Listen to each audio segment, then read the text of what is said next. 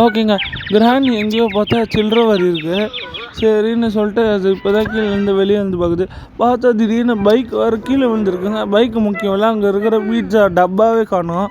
அந்த மாதிரி கீழே விழுந்துருக்கு. பார்த்தா இன்னும் 3 நிமிஷம் இருக்குது. சரி சுற்றி சுற்றி பார்க்குது.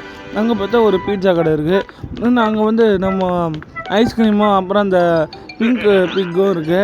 சரி ஓகே, இது எப்படியாவது தப்பிக்கணுமேன்னு சொல்லிட்டு இது யோசிக்க அப்படியே டைம் பார்க்குது என்ன ஆச்சுன்னு.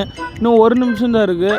சரின்னு சொல்லிட்டு அவன் வர அந்த பச்சை சட்டைக்காரன் வந்து பீட்சா எடுக்க அப்படியே கிராணி புகுந்து பீட்சா வச்சுட்டு போகுது. இது ஓடுற தம்பின்னு ஓடின்னு இருக்குது. இவங்க 2 பேரும் கத்தினே ஓடி வராங்க. ஆனால் திடீர்னு நின்ட்டாங்க. என்னடா நின்ட்டாங்கன்னு பார்த்தா திடீர்னு கிராணி சும்மா புயல் வேகத்தில் வீலிங் வச்சுன்னே வண்டி எடுத்துன்னு போகுது.